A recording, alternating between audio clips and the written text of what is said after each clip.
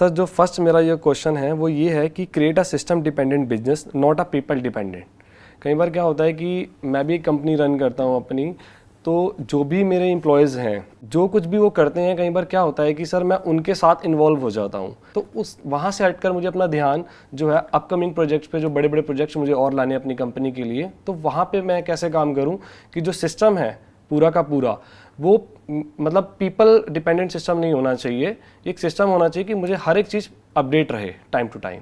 आपका क्या बिजनेस है? किस सर मेरा जो पूरा बिजनेस है वो ई कॉमर्स सर्विस प्रोवाइडर का बिजनेस है। तो वहाँ पर जितने भी ई कॉमर्स कंपनीज़ हैं, अमेजोन, फ्लिपकार्ट, स्नैपडील, वहाँ पे जितने भी प्रोडक्ट्स फोटोशूट्स होते हैं, जितने भी मॉडल्स अपैरल्स आप देखते हो, वो सबका फोटोशूट हमारे यहाँ पे होता है। तो आप मतलब काफ़ी हद तक हमारी लाइन से रिलेटेड हो गए, राइट? कैसे हम पीपल डिपेंडेंट से हट करके systems and processes driven business को बनाएं, क्योंकि अगर आप वो नहीं करेंगे तो आप नेक्स्ट लेवल पे नहीं जा सकते, आप कुछ एक्चुअल में बड़ा नहीं सोच सकते या बड़ा नहीं कर सकते। आपका जो बिजनेस है basically that is less of a product business, more of a service business, right? क्योंकि क्लाइंट्स आपको प्रोडक्ट्स देंगे या आप क्लाइंट्स को एक तरफ से अप्रोच करोगे, फिर उसमें से कुछ हाँ बोलेंगे, कुछ ना बोलेंगे, फिर आप उनके प्रोडक्ट शूट्स करेंगे। तो हर एक चीज़ को step by step break down करके डिफाइन किया जा सकता है कि पहले स्टेप में ये होता है, और फिर उसको असाइन किया जा सकता है कि ये जो सेट ऑफ प्रोसेसेस है ये इस पर्सन की रिस्पॉन्सिबिलिटी है, उसके बाद में इस पर्सन की रिस्पॉन्सिबिलिटी है, उसके बाद में इसकी है, उसके बाद में इसकी है। तो कहीं पर भी कोई गूफअप होता है या कहीं पर भी कुछ गड़बड़ होती है तो आप इमीडिएटली जा करके उस पर्सन को पकड़ सकते हैं। और अगर गलती ऐसी है जो किसी पर्सन ने नहीं करी है, वो फ्लॉ सिस्टम में है, तो आप सिस्टम को चेंज करेंगे। ज़्यादातर क्या होता है, जो एम्प्लॉयज़ होते हैं उनको खुद ही क्लियर नहीं होता कि मुझे एम्प्लॉय से क्या चाहिए, तो एम्प्लॉय बेचारा कितना भी कर दे, अपना 100% भी देते, वो भी कम पड़ जाता है एंड में। क्योंकि एम्प्लॉयर क्या करेगा, उसकी एक कमी को पकड़ करके सारे उसके किए किराए पे पानी फेर देगा। वो तरीका गलत है। एक सही तरीका क्या है काम को करने का, कि आपको पहले कम्युनिकेट करना है कि एग्जैक्टली आपसे क्या एक्सपेक्टेड है, और अगर आप ये जो एक्सपेक्टेड है इससे बेटर करते हो तो that means you are performing very good in this company. अगर जो आपसे एक्सपेक्टेड है आप उतना भी नहीं करते हो, you are not performing good in the company. तो हर एक चीज को स्टेप बाय स्टेप आपने कन्वर्ट कर दिया, राइटिंग में कन्वर्ट कर दिया। अब अगर कोई प्रॉब्लम आती है तो वो जो राइटिंग में आपने सिस्टम्स एंड प्रोसेसेस की एक फाइल बनाई है या जो बुक बनाई है उसमें चेंजेस करने हैं। लोगों को नहीं बोलना है कि तुम्हारी गलती है, तुम्हारा ये है, तुम्हारा वो है। ऐसा एक प्रोसेस बना देना है कि किसी को बोलने की जरूरत ही ना पड़े। जैसे मैंने देखा है यहाँ पे एक बड़ा एक कॉमन एक कल्चर देखा है इंडिया में। यहाँ पे क्या होता है कि जब कोई लेट आता है ऑफिस में, तो जो सीनियर है या जो बॉस है वो आकर के उसको बोलते हैं क्या हो गया, आज लेट क्यों आए, आज फिर लेट आ गए, ये वो। ये बड़ा ही बेवकूफ़ों वाला तरीका है काम को करने का। क्यों? क्योंकि आपको पता है कि अगर सामने वाला लेट आएगा तो why don't you create a process, और फिर जो फ्रीडम है वो एम्प्लॉय को दे दी कि भाई आप महीने में 2 बार इतना लेट आ सकते हो, और तीसरी बार आप इतना लेट आ सकते हो, मानो 2 बार आप 10 मिनट तक लेट आ सकते हो, तीसरी बार आप आधा घंटे तक लेट आ सकते हो, चौथी बार आप 2 घंटे तक लेट आ सकते हो। अगर उससे ज़्यादा आप लेट आते हो तो इतना पैसा आपका कटेगा, जिससे आपको भी प्रॉब्लम ना हो और कंपनी को भी प्रॉब्लम ना हो। It has to be a win win situation, तभी वो कंपनी ग्रो करेगी। राइट। कई बार क्या होता है कि work on your business not in your business. कई बार जो मैंने अभी आपको बताया कि मैं उनके साथ इन्वॉल्व हो जाता हूँ और जो चीज़ें मैं करना चाहता हूँ आगे उसमें नहीं कर पाता हूँ, मैं उसी के अंदर इन्वॉल्व रहता हूँ। तो मैं चाहता हूँ कि बिल्कुल हटकर मैं कुछ सोच सकूँ, उसका जवाब अपने वैसे मेरे को दे ही दिया है सर। इसमें एक और बात आप ध्यान रखिए, एक बहुत बड़ा ट्रैप होता है जहाँ पर जा करके हर एंटरप्रेन्योर फंसता है। मैं भी फंसा हूँ पास्ट में। वो क्या होता है कि हम हर काम को परफेक्शन से करना चाहते हैं। तो अगर फॉर एग्जांपल कोई है जो एक पर्टिकुलर काम को कर रहा है या कर रही है, तो आप क्या चाहेंगे कि वो बिल्कुल परफेक्ट होना चाहिए, उसमें कहीं कोई गलती नहीं होनी चाहिए, जैसे आप खुद करते हैं वैसे ही वो करे, राइट? तो as far as your supervising from a distance is concern, that is okay, but if you are getting involve in their day to day task, then the problem is कि अब वो इनिशिएटिव लेना बंद कर देंगे। जब आप उनके सर पे खड़े हैं तब तो वो काम करेंगे, जब नहीं है तो काम नहीं करेंगे। तो it has to be, again I am saying that, कि वो बेसिकली बिल्कुल क्लियर होना चाहिए कि आज आपसे क्या एक्सपेक्टेड है, इस वीक में आपसे क्या एक्सपेक्टेड है, अगले 1 साल में आपसे क्या एक्सपेक्टेड है। That must be very very clear to you and to them, ताकि उनको क्लियर पता हो कि अच्छा काम मतलब क्या और बुरा काम मतलब क्या, ताकि फ्यूचर में अगर आपको किसी को निकालना भी पड़े अपनी कंपनी से तो you must give a proper reason, a proper explanation कि बेसिकली ये प्रॉब्लम थी जो यहाँ पर ये लिखा हुआ था, इसकी वजह से हमको ये एक्शन लेना पड़ रहा है। कई बार एक्शंस लेने पड़ते हैं। जैसे कुछ चीज़ें हैं जिसको आप टॉलरेट नहीं कर सकते अपनी कंपनी में, अगर उसको आप टॉलरेट करते हैं तो क्या होगा, पूरा का पूरा सिस्टम ही खराब हो जाएगा। जैसे बोलते हैं ना, एक मछली पूरे तालाब को गंदा कर देती है। फॉर एग्जाम्पल, कोई है आपकी कंपनी में जो फीमेल से ढंग से बिहेव नहीं कर रहा है, तो वहां पे कोई कॉम्प्रोमाइज नहीं होना चाहिए। Immediately you have to set an example for everybody else, so that women feel safe and secure in your company.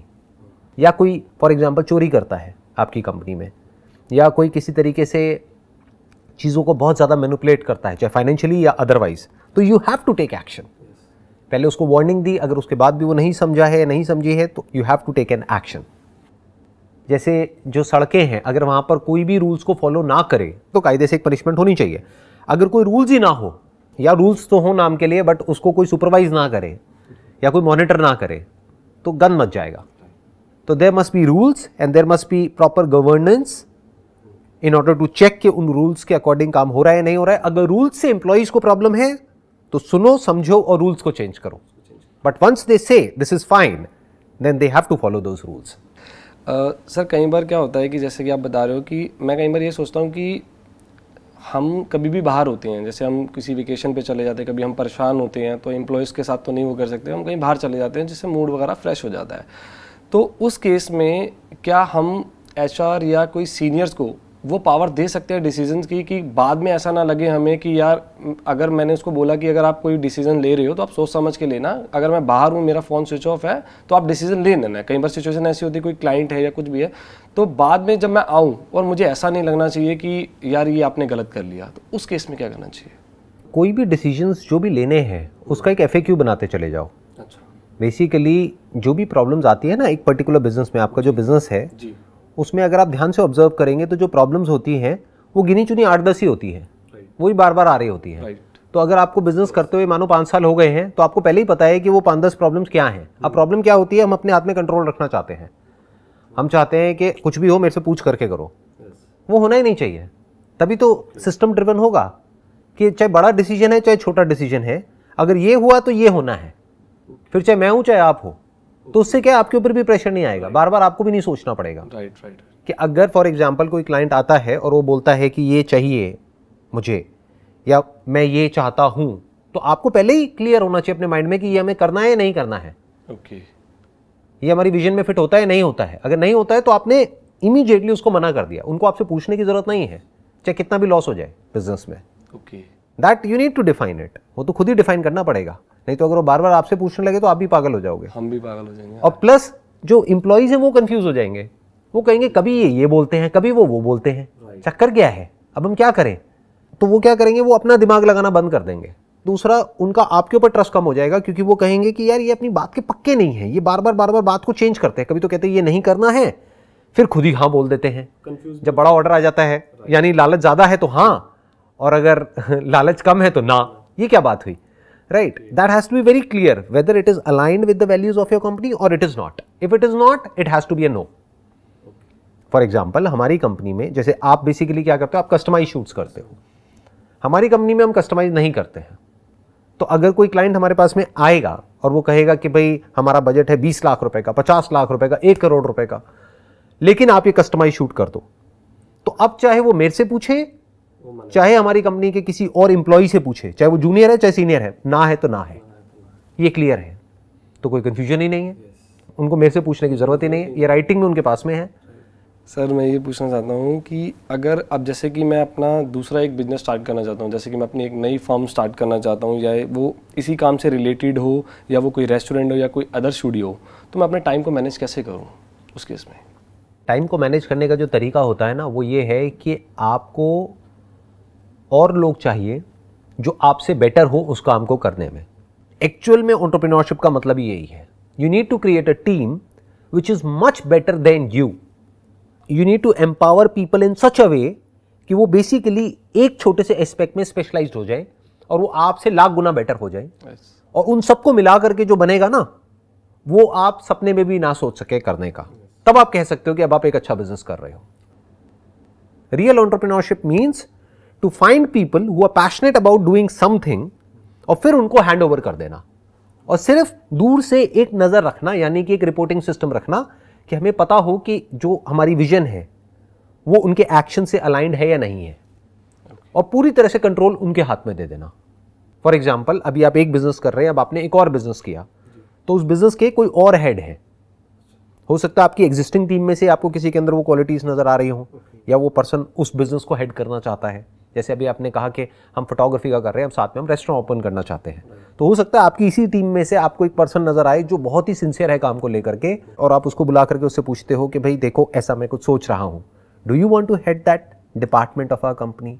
तो उसको वहां से हटा दिया, उसको वहां पे फिट कर दिया, क्योंकि वो भी वही चाहता है, उसकी जगह पे कोई और नया पर्सन आ गया। और सर इसमें कई बार क्या होता है कि ज़रूरी नहीं है कि वो मेरे आसपास ही हो, Right. पर्सन है, चाहे वो मेरे एम्प्लॉय टीम, मेरी फैमिली, चाहे मेरे पार्टनर्स है, कोई भी हो, कई बार डिफरेंट लोग भी ढूंढने पड़ जाते हैं व्हाई नॉट उसके लिए। लेकिन उसमें फिर सर ट्रस्ट की बात आ जाती है कि मैं जितना मैंने रिसर्च वर्क करा है कुछ एक नया स्टूडियो ओपन करने के लिए या वो करने के लिए, अब मैं सोचता हूँ कि मैं किसी और को दूँ, मतलब आप इसके ऊपर काम करो, मैं इस टीम में काम कर रहा हूँ, और कहीं ना कहीं गड़बड़ हो जाए, कुछ हो जाए, तो फिर वही अगेन चीज़ें दिमाग में घूमती रहती है। इसीलिए मैंने कहा ना कि बेसिकली आप किसी नए को पूरी तरह से हैंडओवर नहीं कर सकते, पुराने के किसी ना किसी तरीके से उसमें इन्वॉल्वमेंट होनी ज़रूरी है, क्योंकि उसको पता है कि आपकी विजन क्या है। जो इंसान आपके साथ में पिछले 5 साल से है, तो आपको एग्जैक्टली पता है कि वो इंसान क्या है at the level of their actions, not what they are saying during the interview. क्योंकि आप किसी नए से मिलोगे इंटरव्यू में तो सब कुछ अच्छा ही बोलेंगे, उनसे पूछो what are your strengths and weaknesses, तो वो अपनी वीकनेस को भी ऐसे बताएंगे जैसे कि उनकी बहुत बड़ी स्ट्रेंथ है। My weakness is that I am a workaholic, that I am a perfectionist. अच्छा, ये वीकनेस है। तो इस चीज को ध्यान में रखना है कि इसको नहीं देखना है कि वो बोल क्या रहे हैं, इसको देखना है कि वो कर क्या रहे हैं, एक्चुअल में उनकी लीडरशिप क्वालिटीज अच्छी हैं या नहीं है, एक्चुअल में वो टीम प्लेयर हैं या नहीं है। इसीलिए मैं कह रहा हूं कि ये जो टीम बनती है ना, धीरे धीरे ज्यादातर बिजनेसेस को ऐसे ही बड़ा किया जाता है। अगर वहां पे एक नया सीईओ भी अपॉइंट किया जाता है किसी दूसरे बिजनेस में, तो पुराने में से किसी ना किसी पर्सन को उसको असिस्ट करने के लिए वहां पर भेजा जाता है, so that you know what exactly is going on in that business on a day to day basis. नहीं तो आपको पता कैसे लगेगा? कोई नया आदमी आया तो वो तो आपको कुछ पता ही नहीं है, उसकी और आपकी विजन तो अलाइंड ही नहीं है, वो अलाइन होने में ही 6 महीने साल लग जाएंगे।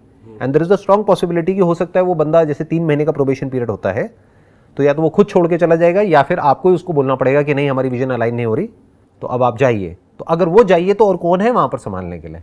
राइट। तो that's what I am saying, that you need to build a core team of people which is like a family. तो उसी में से आगे डेलीगेट करना होता है और फिर बिजनेस को एक्सपैंड करना होता है। दोनों में फर्क समझ आया? एक है अ पर्सन जिस पे आपको ट्रस्ट है, और एक है वो पर्सन जो कैपेबल है। जरूरी नहीं है कि जिस पे आपको ट्रस्ट है वो कैपेबल भी हो। यस। तो ये भी एक बहुत बड़ी गलती होती है जो कई बार एंटरप्रेन्योर्स कर देते हैं कि एक पर्सन है वो कैपेबल तो है नहीं, उसको ले जा करके बिठा दिया वहाँ पे हेड बना दिया। अब बाकी के लोग कह रहे हैं किसको बिठाया हुआ है, इसको अकल तो है नहीं ना, इसको कुछ आइडिया है, इससे ज़्यादा तो हमको पता है। तो उसको आपने हेड नहीं बनाया, उसको असिस्ट करने के लिए वहाँ पर बिठा दिया, बट हेड कोई और है जो उस फील्ड का एक्सपर्ट है। जैसे रेस्टोरेंट का बिजनेस है तो हेड कौन है? जो शेफ है, जिसको 10 साल का एक्सपीरियंस है, वो और शेफ्स को बताएगा ना कि वो क्या सही कर रहे हैं क्या गलत कर रहे हैं। अब अपनी पुरानी टीम में से अपने कंफर्ट जोन की वजह से आपने कहा कि मेरे को इस पे बड़ा विश्वास है, तुम हेड करो। अब वो जा करके उनको बता रहा है तुमने ये कर दिया, वो कर दिया, अब इसका टेस्ट अच्छा नहीं है, वो कोई सुनेगा ही नहीं उसकी। वो कहेगा कौन है ये, क्यों मेरा सर खा रहा है ये, समझ गए? तो बंदे ही नहीं टिकेंगे, तो लोग नहीं टिकेंगे आपके वहाँ पे कंपनी में। Sir, what is the source of your positive energy always?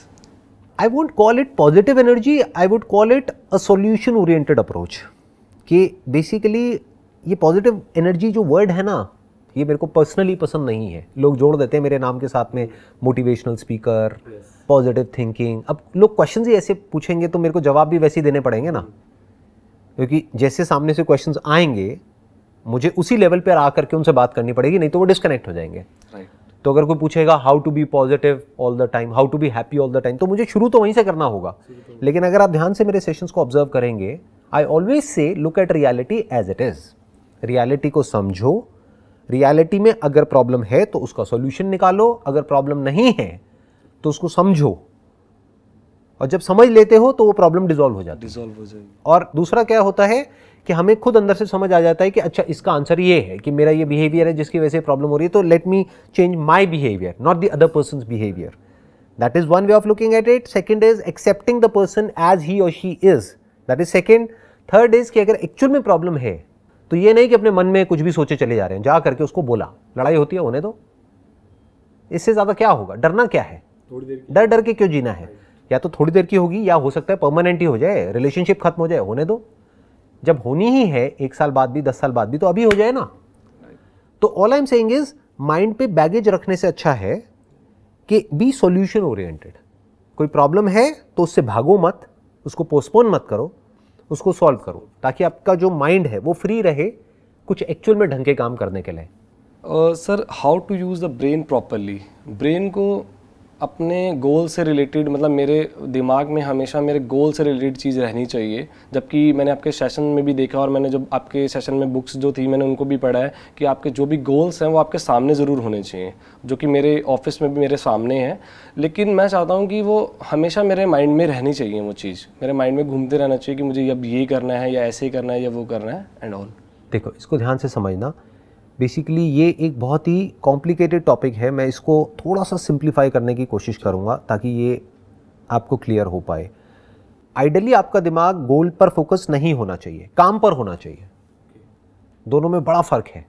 गोल है जो आपको 1 साल बाद या 2 साल बाद या 4 साल बाद अचीव करना है। काम क्या है? जो एक्चुअल में आज करना पड़ेगा, अभी करना पड़ेगा, डेली करना पड़ेगा अगले 1 साल तक उसको अचीव करने के लिए। तो ध्यान कहाँ होना चाहिए?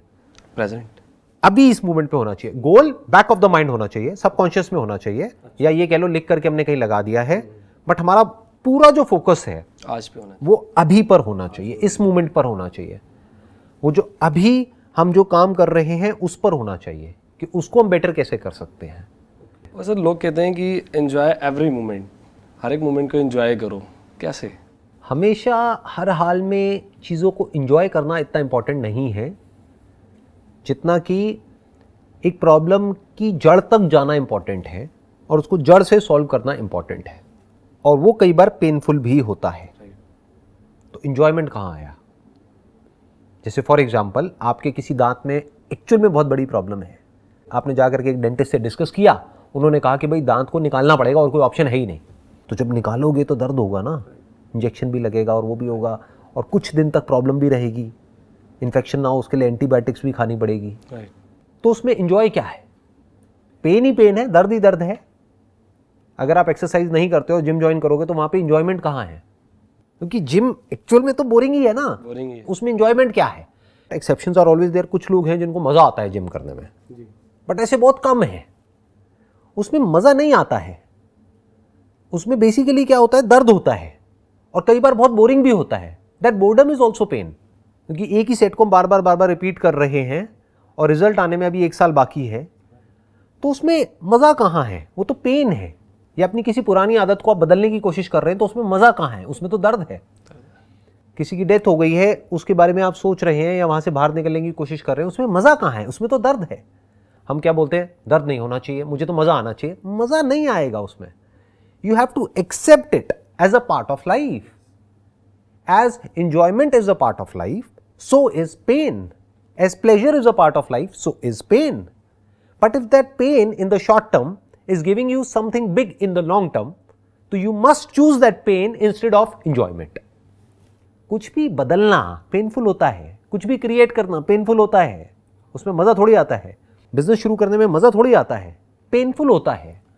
अपना सब कुछ लगा देते हैं, उसके बाद में कुछ भी नहीं होता है, तो उसमें मज़ा थोड़ी ना आएगा। फेलियर में मज़ा किसको आता है? स्कूल में अगर कोई फेल हो जाएगा उसको मज़ा आएगा क्या? या टॉप करेगा तब मज़ा आएगा, बट सब तो टॉप नहीं कर सकते। तो फिर ये सवाल कहाँ से आया कि भाई हम हमेशा खुश कैसे रहें? इसका मतलब क्या है कि सब खुश कैसे रहें हमेशा? That is not possible. तो हमें क्या करना है? जो रियलिटी है उसको एज इट इज़ देख लेना है कि अगर दुख हो रहा है तो उस दुख से भागना नहीं है, एक्सेप्ट करना है। आप उसको एक्सेप्ट भी बोल सकते हैं, उसको ये भी बोल सकते हैं, रियलिटी को एज इट इज देखना है। फॉर एग्जाम्पल, आप एक नदी के इस तरफ खड़े हुए हैं और आप उस नदी में से निकल रहे हैं और कोई रास्ता नहीं है दूसरी तरफ जाने का, तो आपको पता है कि वहां पर जो पत्थर है उसकी वजह से पैरों में चोट लगेगी, दर्द होगा, हो सकता है कट भी जाएगा, हो सकता है खून भी आएगा। बट अब आपको अपने आप से पूछना है कि उधर जाना कितना इंपॉर्टेंट है आपके लिए।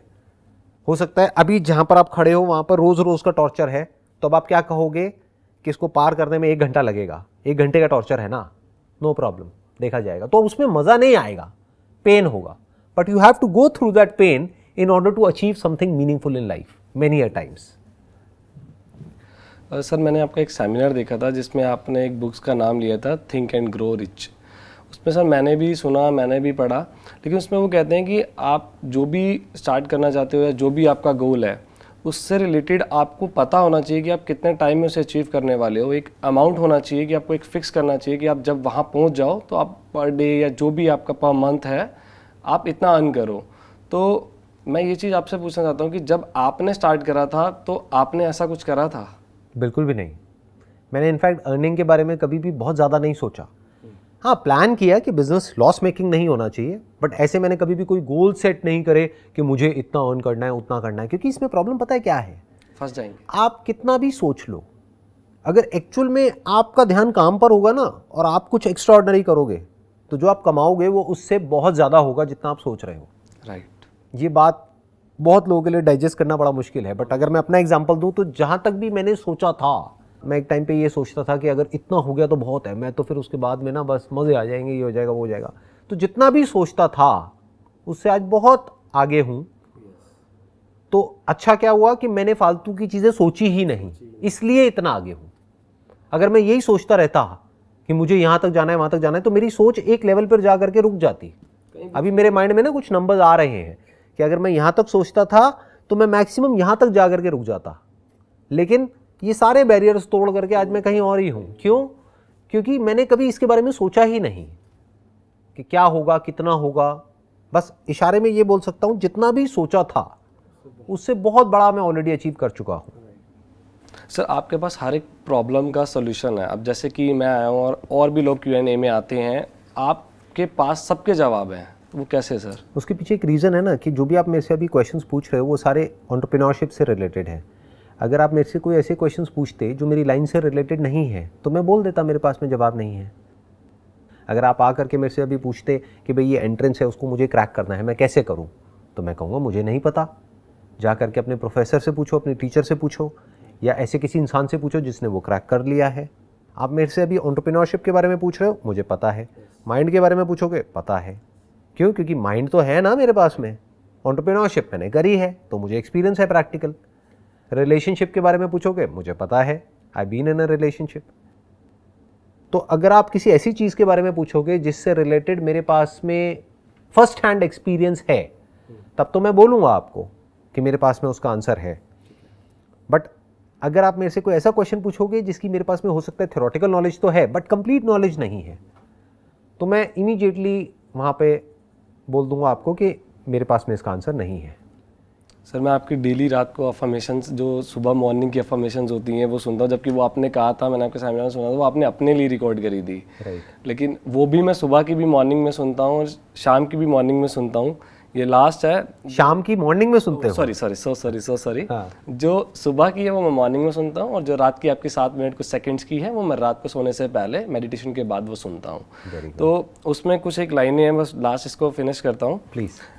आज का ये दिन मेरी आने वाली ज़िंदगी का पहला दिन है और मुझे पूरा यकीन है कि ये दिन मेरी ज़िंदगी के सबसे अच्छे दिनों में से एक होने वाला है। आज मैं बहुत खुश हूँ क्योंकि मुझे पूरा विश्वास है कि आज मैं कुछ ना कुछ ज़रूर ऐसा देखूंगा, ऐसा सुनूंगा, ऐसा महसूस करूंगा जो आज से पहले मैंने कभी नहीं किया होगा। और मेरा भी मानना यह है कि जो कुछ भी होता है वो सब अच्छे के लिए होता है। और सर मेरी जितनी भी थिंकिंग है, मेरी जितनी भी मेंटालिटी है, जितना भी मैं इंस्पायर हुआ हूँ just because of you and my mom dad, और इन फ्यूचर में भी मैं जो कुछ भी अचीव करूंगा सर वो just because of you sir. Thank you so much sir, thank you so much. It was my pleasure sir, it was my pleasure. Thank you so much sir.